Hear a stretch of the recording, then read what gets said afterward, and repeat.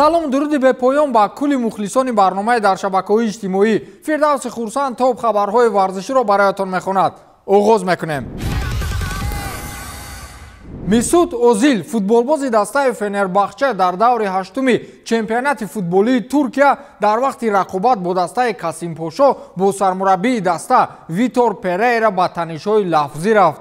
ин дар ҳоле сар зад ки Месут Озил дар бозии охирини даста дар Лигаи Аврупо муқобили Олимпиакос ба сабаби зуком доштанаш ба майдон набаромад ва ин навбат низ ҳарчанд дар миёнаи бозӣ аз ҳайати захиравӣ хеста барои ба бозӣ даромадан ба тамрин пардохт, вале дақиқаҳо тамом шуданду сармураббӣ ҳеҷ нисбати ӯ хулоса набаровард. ин далел ба он овард ки футболбоз ба сифати эътироз рӯйпӯши тамринии худро ба дар карду ҷониби Витор Перейра ҳаво дод ва норозиёна сӯи утоқи либосивазкунӣ рафт. ин ҷо маълум аст ки сармураббӣ аз рӯи ваъда ё нақшае кор накард ки олмониро ба хашм овард. баъдан аз сармураббӣ не, балки аз Али Коч, президенти бошгоҳи Фенербахче, ин масъаларо пурсиданд. ӯ гуфтааст ки орзуи сармураббии мо ин буд ки Озилро боз дар майдони Лигаи Аврупо бубинад. Озил худаш низ хеле мунтазири бозиҳо дар минбарҳои аврупоӣ буд, вале бо сабаби зуком ин орзу амалӣ нашуд. ӯ ба Фенербахче омад ба хотире ки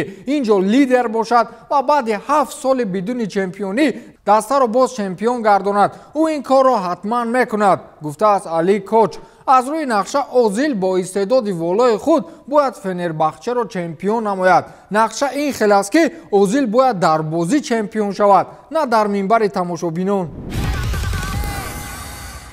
дар дивизиони дуюми чемпионати штати Риу Гранду Сули Бразилия дастаҳои СК Сан Паулу ва Гуарани ба майдони рақобат даромаданд ва дар ҳамин бозӣ футболбози дастаи СК Сан Паулу Вилиам Риберо довари майдонро мавриди латукуб қарор дод ки дар натиҷа футболбозро ба суду доварро ба мошини ёрии аввал бурданд. дар навор дида мешавад ки чӣ хел довар сӯи Риберо ҳаракат мекунад ва футболбоз худро идора кардан натавонисту бо мушт ба рӯи довар зад ва ҳангоми довар рӯи замин афтод, футболбоз бо қаҳру ғазаби хеле зиёд бо пой ба рӯи ӯ як зарбаи дигар мезанад ки тибқи иттилоъҳо дар ташхис муайян гаштааст ки довар аз сар ва рӯи худ осебҳои ҷиддӣ бардоштааст. гуфта мешавад ки футболбозро аз рӯи вайрон кардани чандин қонунҳо зидди довар ба ҳабс мекашанд ва дастаи СК Сан Паулу аллакай шартнома ва ё қарордоди ҳамкориро бо футболбоз қатъ кардааст.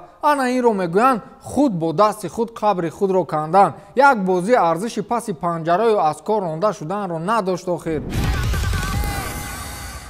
Мемфис Депайро аз оне ки ба Барса омад пушаймон ҳаст ё не пурсиданд. шумо медонед ки ин футболбоз бо сад орзуву ҳавас ҳамчун агенти озод аз дастаи Лион ба Барселона омад, вале мутаассифонаи бо 3 нуқта бурд кард ва ё бохт кард. инро ҳоли ҳозир чизе гуфта намешавад. Барселона ҳоли ҳозир дар сатҳи дастаҳои миёнаҳоли аврупоӣ аст ва бо кафолат гуфта метавонам ки дилхоҳ дастаи аврупоӣ бар зидди ӯ ғолиб ё ҳадди аққал истодагарӣ карда метавонад. Депай шартномааш то соли 2023 қурб дорад ва дар ин муддатҳо Барселона ба сатҳи қаблии худ бармегардад ва ё не ки футболбоз шояд дар ин муддат худро хуб нишон дода натавонад. футболбоз дар вақти ноб бо ба амалии орзуҳо омад. аз ӯ дар мавриди пушаймониаш пурсиданд. ҳарчанд ӯ назди баландгӯяк ҳамчун футболбози профессионалии як бошгоҳи бонк ном дошта ҷавоб дод, вале ҳақиқат дигар аст. ӯ гуфтааст ки ин суолро дигар аз ман напурсед. ҳама ин бошгоҳи муқтадирро мешиносанд. ман ҳеҷ вақт аз ин гузариш таассуф нахоҳам хӯрд. ман вазъи феълии бошгоҳро мефаҳмам.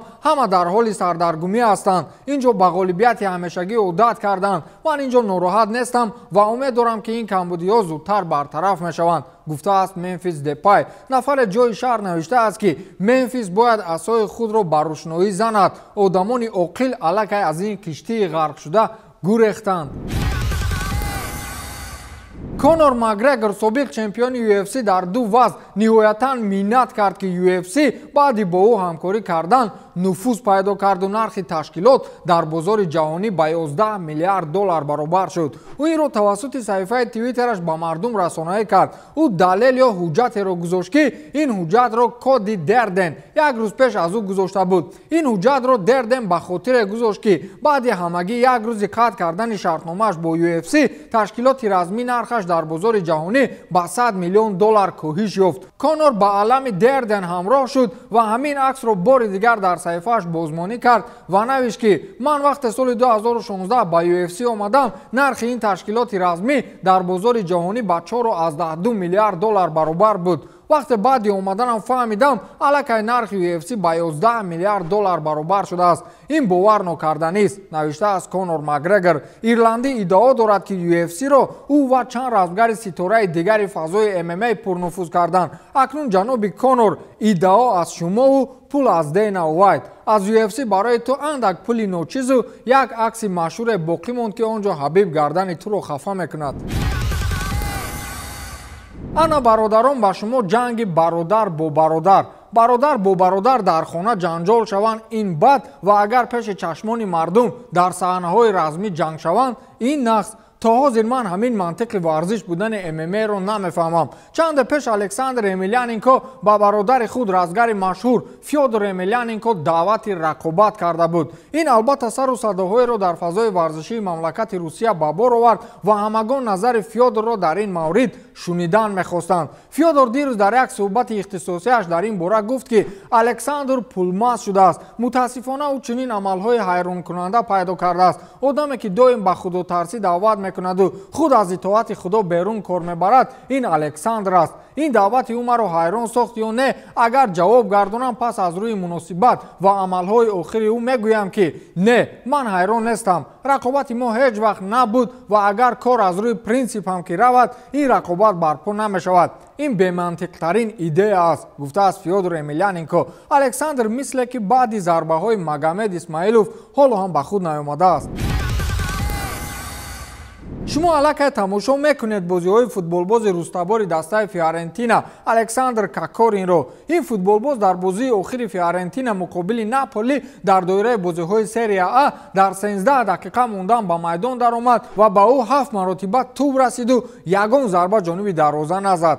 хулас фаъолияти феълии ӯро дар дастаи Фиорентина одамон кам-кам таҳлил доранд. аз собиқ футболбози дастони Фиорентина Массимо Орландо дар мавриди Кокорин пурсиданд ва ӯ ҷавоб додааст ки ҳар замоне ки ман ӯро дохили майдон мебинам, ӯ ба ман дилхоҳ нафарро ёд меорад, вале ӯро ҳамчун футболбоз тасаввур карда наметавонам. унҷо фақат як футболбози ҷавобгӯ ба стандарти муосири футболӣ аст ва он ҳам Душан Влахович мебошад. даста ӯро ба фурӯш гузоштааст ва масъалаи гузариш ва шартномаи ӯ ҳоло ҳам дар раванд аст. Фиорентина ҳамон қадаре ин масъаларо дурудароз кашад, ҳамон қадар бой медиҳад. ӯ бояд ин ҷо бозӣ кунад, гуфтааст Массимо Орландо. рӯзҳо ҳам футболбоз гуфтани Кокоринро хиёнат ба футбол медонанд.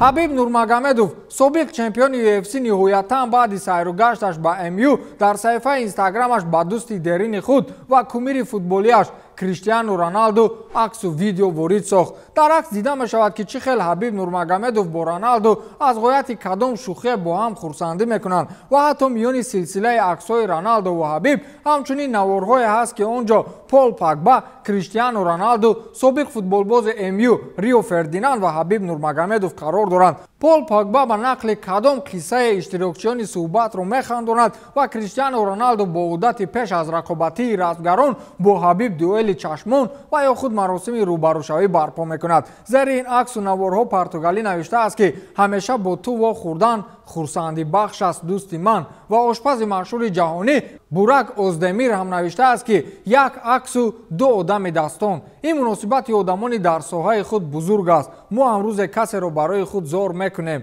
боқӣ саломату сарбаланд бошед. хайр.